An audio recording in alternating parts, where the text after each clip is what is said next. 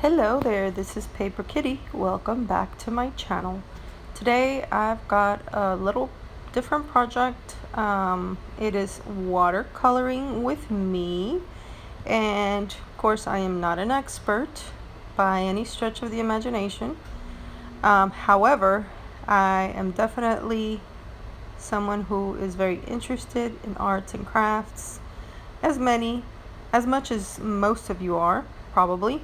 And so, yeah, just wanted to show you. Here is a little page that I've worked on, and here's a page I'm going to be working on next.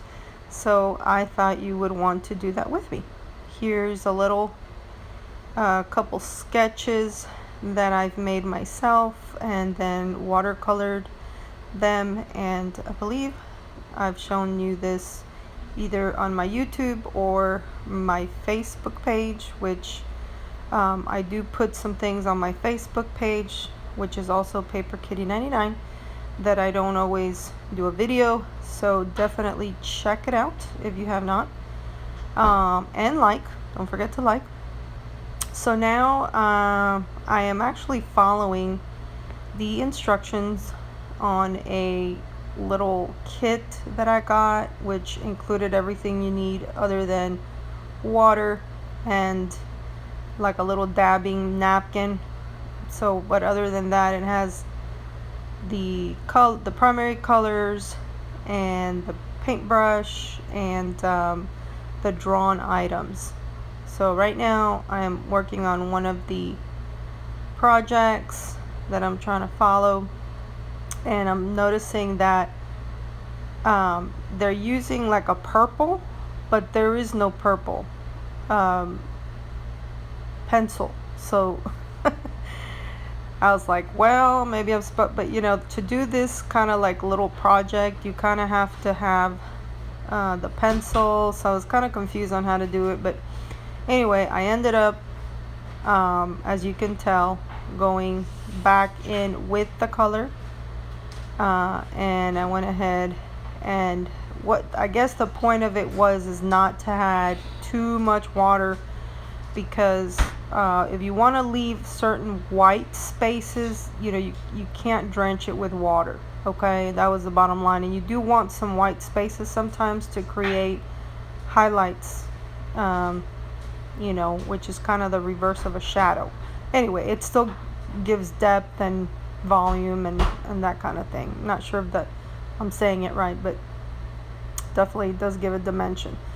So I did the little fence. Kind of did that pretty quickly because, of course, I do have the video on,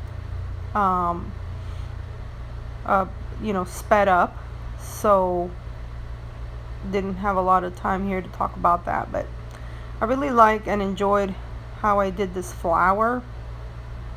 Basically, you're kind of pushing the color out of those borders.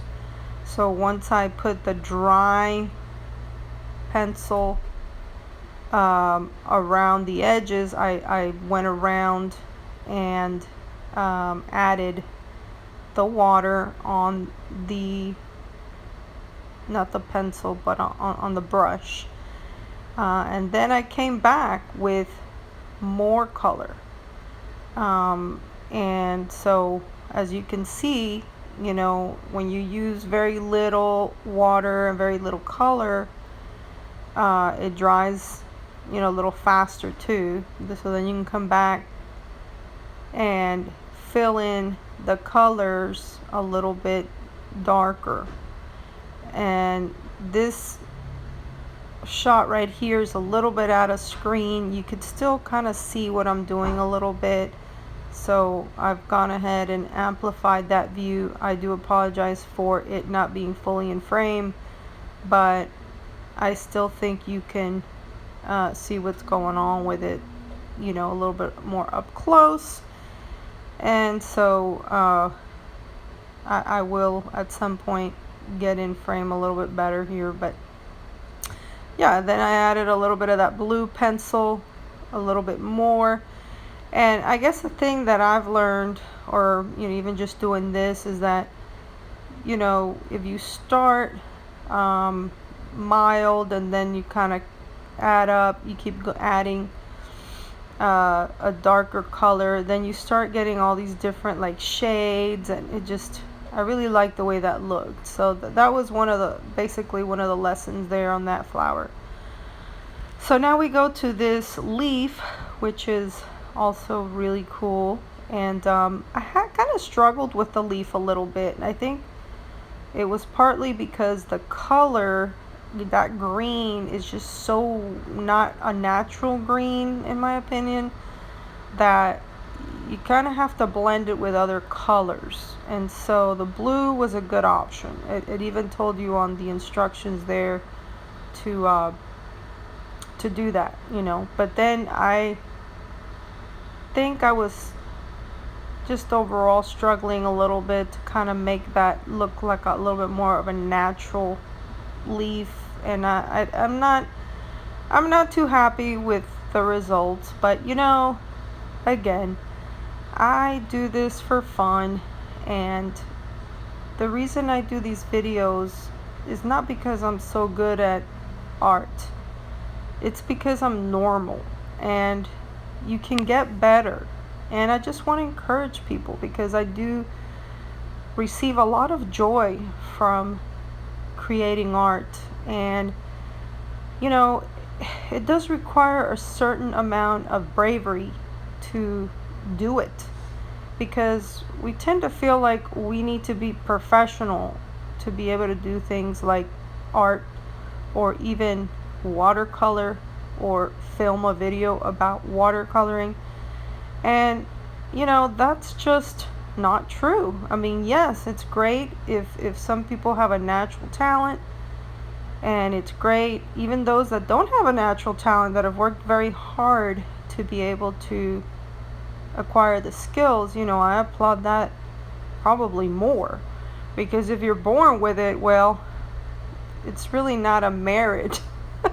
It's more of a gift. But if you have to work hard at it to get good, then you have to kind of put some blood, sweat, and tears in it. So that's a little more virtuous to me, if you ask me. But anyway, there's of course the combination of the two, and that's what makes great artists, I believe.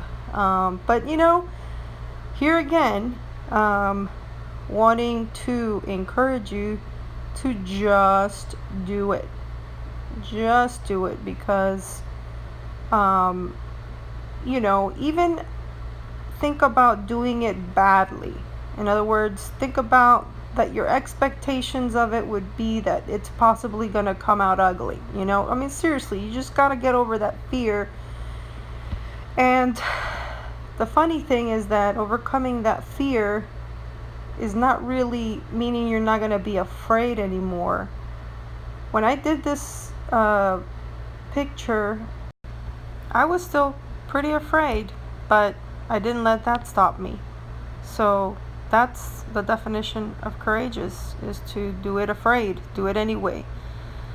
Anyway, guys, I thank you so much. As this video is about to come to its conclusion, I would like for you to please hit that subscribe button if you have not subscribed, so that you can see videos as I make them for you, and also hit that notification bell so that you will actually be notified.